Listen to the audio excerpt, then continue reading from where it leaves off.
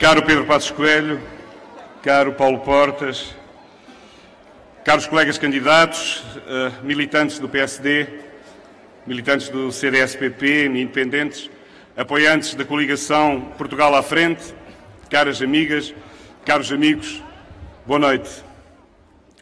Estamos em setembro de 2015 e o Algarve, de acordo com os mais recentes dados oficiais, tem uma taxa de desemprego inferior a 11%, o que significa um valor abaixo da média dos países da zona euro. Não é propriamente razão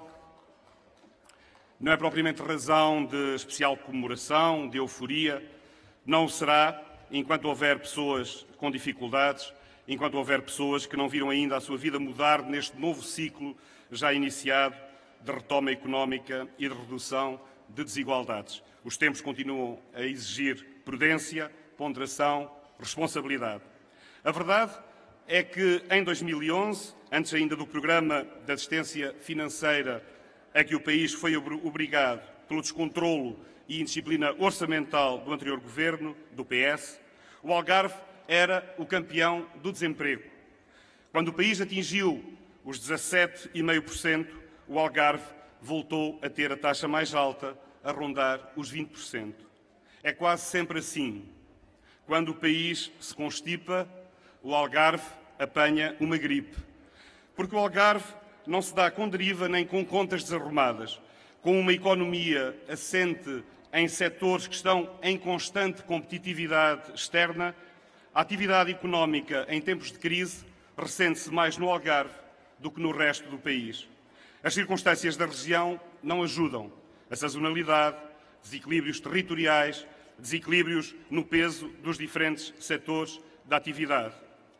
O turismo, atividade mobilizadora da economia e do emprego, não tem sido acompanhado por dinâmicas fortes de outros setores. Pelo contrário, há pelo menos 3 décadas que se verificam quebras no peso da agricultura, das pescas, do comércio tradicional ou da indústria. A sazonalidade, por sua vez, continua marcada. É indispensável, portanto, assumir como estratégica a correção dos nossos desequilíbrios de ordem estrutural. E há sinais de que esta situação já começou a mudar. Na agricultura, por exemplo, onde um programa comunitário, o PRODER, foi recentemente encerrado com uma taxa de execução de 100% e com um investimento total da ordem dos 260 milhões de euros, incluindo projetos de cerca de 500 jovens agricultores instalados.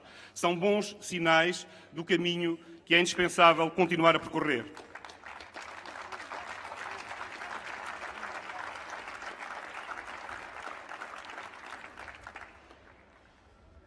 Um caminho que é indispensável continuar a percorrer, em favor de um Algarve que se quer mobilizado pelo turismo, mas combatendo fatores de sazonalidade e recuperando os setores da agricultura, do mar, do complexo de atividades do mundo rural. Um Algarve que se organiza e se mobiliza e que é capaz de, a cada momento, dar exemplos do seu dinamismo e da sua vontade e capacidade empreendedora.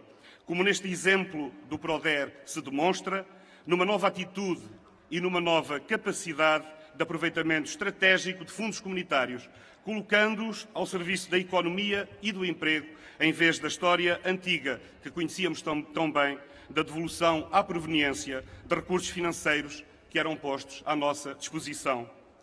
Mostrando, ainda servindo-nos deste exemplo, como é possível uma estreita articulação estratégica entre os Ministérios e a Comissão de Coordenação e Desenvolvimento Regional do Algarve, entre a CCDR e a Direção Regional de Agricultura, entre a Direção Regional e a Universidade, aproveitando a sua capacidade de inovação e de transferência de conhecimento, e entre a Universidade e os privados, as empresas. É assim quando o país arruma as suas contas, quando dá sinais de estabilidade, de retoma da economia. O Algarve recupera, cresce mais do que a média nacional, reduz o desemprego, ganha competitividade. E é por isso que, de campeão do desemprego, quando a crise mais se fazia sentir, o Algarve passou para as taxas mais baixas, quando o país, arrumando a casa, iniciou este novo ciclo de retoma e de esperança. E o caso da posição do Partido Socialista em tantos assuntos. Fiquemo-nos por agora com o das portagens.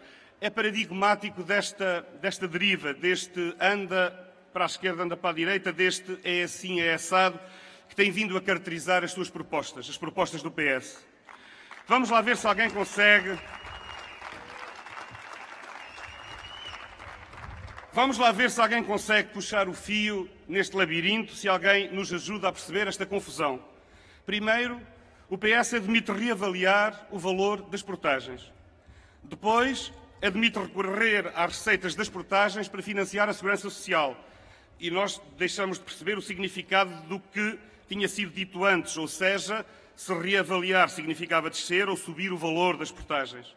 Depois, o cabeça de lista do PS pelo Algarve, já na semana passada, em frente ao seu líder, disse literalmente que não prometia a abolição das portagens porque eram sérios e isso seria pura demagogia. E eis senão quando, pouco tempo passado, o Sr. Dr. António Costa vem admitir a eliminação das portagens, embora depois não deixe de admitir o contrário. Perceberam, não perceberam?